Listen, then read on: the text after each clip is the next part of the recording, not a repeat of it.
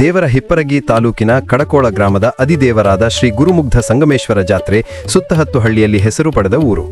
ಚಿಕ್ಕ ಗ್ರಾಮದಲ್ಲಿ ಶ್ರೀ ಗುರುಮುಗ್ಧ ಸಂಗಮೇಶ್ವರ 12ನೇ ಶತಮಾನದಲ್ಲಿ ಅವತರಿಸಿ ಬಂದು ಸಾಕಷ್ಟು ಲೀಲೆಗಳನ್ನು ಮಾಡಿ ಊರಿನ ಕೆರೆಯ ಪಕ್ಕದಲ್ಲಿ ಶಿಲಾಶಾಸನಗಳಲ್ಲಿ ರಚಿತವಾದ ಭವ್ಯವಾದ ಗೋಪುರವಿರುವ ದೇವಸ್ಥಾನವನ್ನು ನೋಡಿದರೆ ಎಂಥವರೂ ಕೂಡ ಭಕ್ತಿಭಾವಕ್ಕೆ ಒಪ್ಪಿ ತಲೆಬಾಗಲೇಬೇಕು.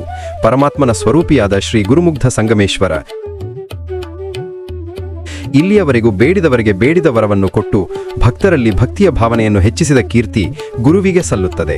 ಅದೇ ರೀತಿ ಈಗಲೂ ಕೂಡ ಊರಿನ ಹಾಗೂ ಪರ ಊರಿನ ಭಕ್ತಾದಿಗಳನ್ನು ಶ್ರೀ ಗುರುಮುಗ್ಧ ಸಂಗಮೇಶ್ವರ ಟ್ರಸ್ಟ್ ಕಮಿಟಿಯ ಪದಾಧಿಕಾರಿಗಳನ್ನು ಒಗ್ಗೂಡಿಸಿ ದೊಡ್ಡ ಮಟ್ಟದ ಕಲ್ಯಾಣ ಮಂಟಪ ನಿರ್ಮಾಣದ ಪ್ರಯತ್ನವನ್ನು ಟ್ರಸ್ಟ್ ಕಮಿಟಿಯ ಅಧ್ಯಕ್ಷರಾದ ಶ್ರೀ ರಾಘವೇಂದ್ರ ಉಮ್ಮರಗಿ, ಕವಿಗಳು ಹಾಗೂ ಕಾರ್ಯದರ್ಶಿಗಳಾದ ಶ್ರೀ ಭೀಮಾನಗೌಡ ಎಸ್ ಬಸಣ್ಣವರ, ಶಶಿಧರ್ ಉಮ್ಮರಗಿ ಮತ್ತು ಶಿವಲಿಂಗಪ್ಪ ಮುಂಡರಗಿ ದೇಸಾಯಿ ಅವರು ಕೂಡಿಕೊಂಡು ಊರಿನ ಹಿರಿಯರ ಯುವಕರ ಗುಂಪು ಕಟ್ಟಿಕೊಂಡು ಕೋಟಿ ವೆಚ್ಚದಲ್ಲಿ ಬೃಹತ್ತ ಕಲ್ಯಾಣ ಮಂಟಪ ಕಟ್ಟಿಸಿದ್ದು ಸಂಗಮೇಶ್ವರರ ಕೃಪೆಯಿಂದ.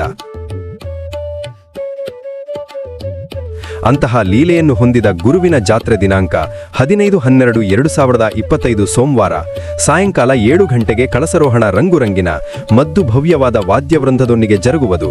ತದನಂತರ ಮಹಾಪ್ರಸಾದ ಜರುಗುವುದು. ದಿನಾಂಕ 16-12-2025 ಮಂಗಳವಾರ ಮುಂಜಾನೆ 8 ಗಂಟೆಗೆ ಸುಪ್ರಸಿದ್ಧ ಜಾನಪದ ಕಲಾ ತಂಡಗಳು ಹಾಗೂ ವಾದ್ಯಗೋಷ್ಠಿಯೊಂದಿಗೆ ಪಲ್ಲಕ್ಕಿ ಬಾಸಿಂಗ ನಂದಿಧ್ವಜ ಸಮೇತ ಗ್ರಾಮದ ಪ್ರಮುಖ ಬೀದಿಯಲ್ಲಿ ಭವ್ಯ ಮೆರವಣಿಗೆ ನಡೆಯುವುದು.